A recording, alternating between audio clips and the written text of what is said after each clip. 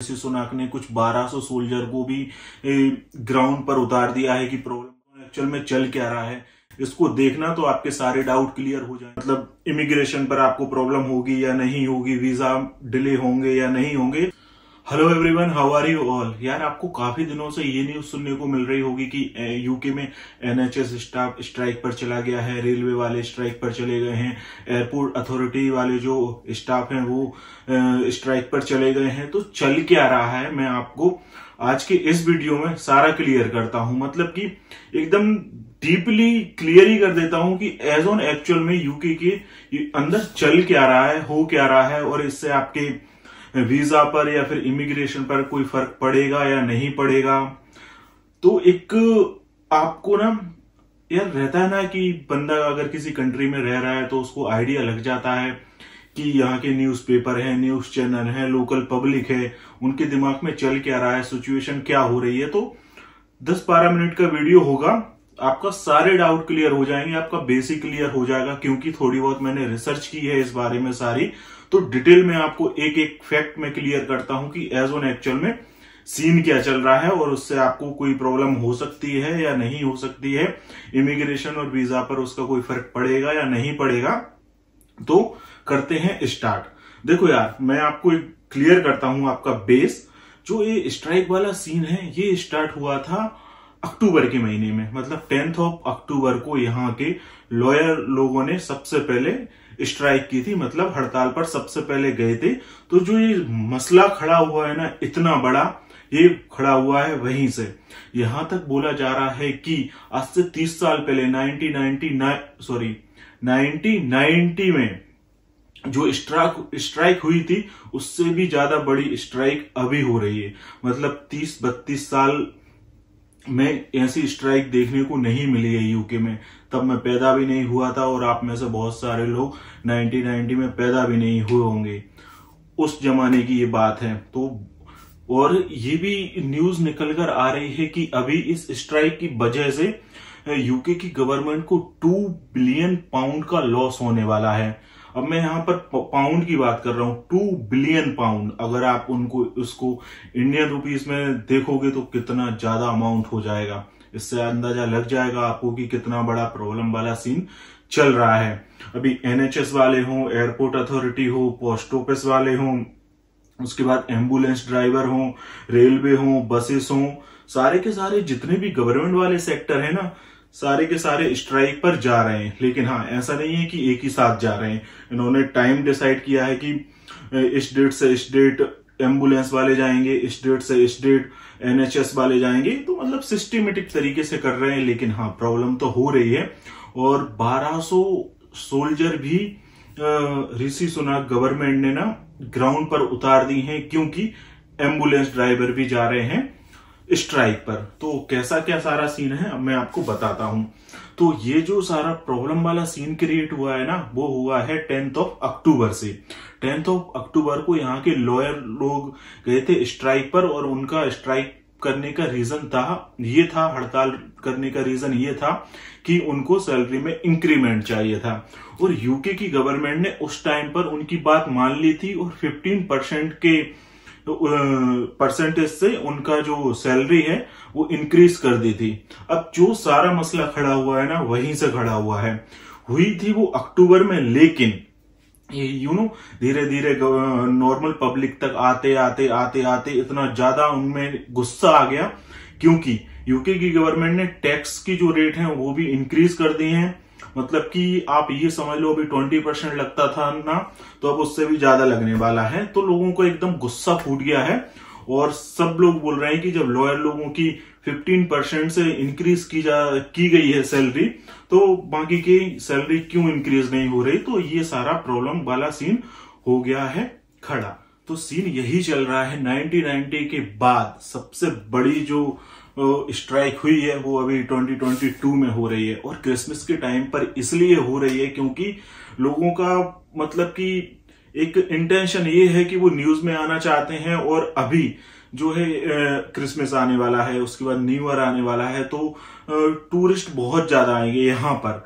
तो मतलब जो स्ट्राइक पर जा रहे हैं ना, जो भी गवर्नमेंट एम्प्लॉय, तो उनका मेन इस टाइम पर जाने का रीजन ये है कि वो गवर्नमेंट को एकदम क्लियर बोलना चाहते हैं कि भाई बहुत हो गया, अब तो सैलरी बढ़ानी ही पड़ेगी। और एनएचएस का जो स्टाफ है, नर्सेस स्टाफ है, उन्होंने बोला है कि 20% तक सैलरी इंक्रीज की जाए। तो 20% बहुत ज्यादा होता है।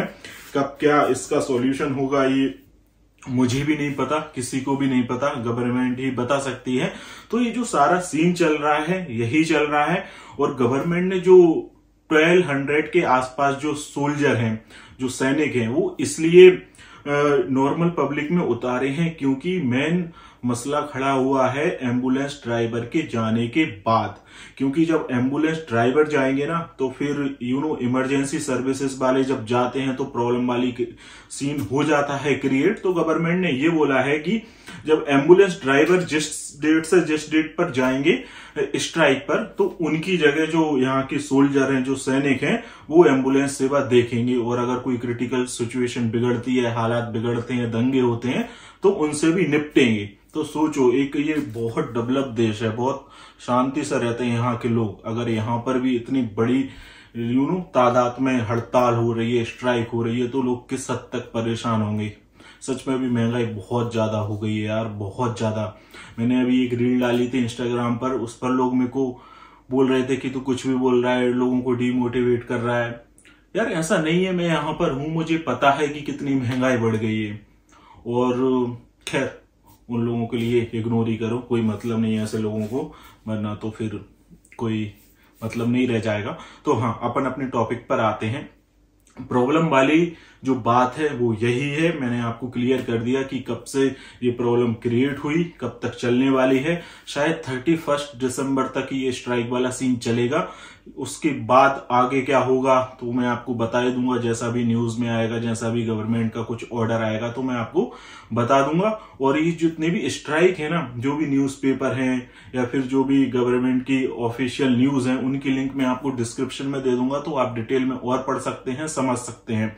अब बात करते हैं कि इमिग्रेशन पर कोई ज्यादा प्रॉब्लम तो नहीं होगी, क्योंकि मेरे को एक बंदे का एक कमेंट भी आया था, उसने पूछा था कि ये जो एयरपोर्ट पर स्ट्राइक चल रही है उसकी वजह से एक्स्ट्रा क्वेश्चन तो नहीं होंगे या फिर रिटर्न तो नहीं कर दिया जाएगा, प्रॉब्लम तो नहीं होगी। तो यार ऐसा कोई सीन नहीं है, प्रॉब्लम होगी, लेकिन ऐसा नहीं है कि आपका एक्स्ट्रा इंटरव्यू हो, एक्स्ट्रा क्वेश्चन आंसर किए जाएं, ऐसा कुछ नहीं होगा। बस आपको ये प्रॉब्लम फेस करना पड़ेगी कि आपको वेट करना पड़ेगा। जहां पर इमिग्रेशन ना 10-15 मिनट में क्लियर हो सकता है वहां घंटों भी आपको वेट करना पड़े। और सेकंड चीज, जब आप एयरपोर्ट के बाहर निकलोगे ना, यार देखो होता क्या है, मैक्सिमम लोग ना लंदन के हिथ्रो एयरपोर्ट पर लैंड होते हैं, फिर वहां से लाइक ट्रेन से या बस से मैनचेस्टर जाते हैं, बर्मिंघम जाते हैं, ग्लासगो, एडिनबरा, कोवेंट्री या फिर लूटन, जहां पर भी उनको जाना रहता है। क्योंकि ऐसा नहीं है कि सभी लोग लंदन ही जाएं। तो प्रॉब्लम वाली बात ये हो सकती है कि बाहर निकलने के बाद आपको बसेस ही नहीं मिलेंगी, ट्रेन ही नहीं मिलेंगी, तो फिर क्या होगा। तो इस टाइम का थोड़ा सा ध्यान रखना कि जब तक ये स्ट्राइक वाला सीन चल रहा है ना, थोड़ा सा अवॉइड करना, थोड़ा आगे पीछे कर लेना आने का। बाकी तो प्रॉब्लम तो नहीं होगी, बस ये आपको वेट करना पड़ेगा। और एयरलाइंस ने ये भी बोला है कि स्ट्राइक की वजह से अगर फ्लाइट कैंसिल होती है तो रिफंड वगैरह भी उनको पूरा कर देंगे। तो वो तो आप एक बार गूगल कर लेना अपनी एयरलाइंस की पॉलिसी वगैरह।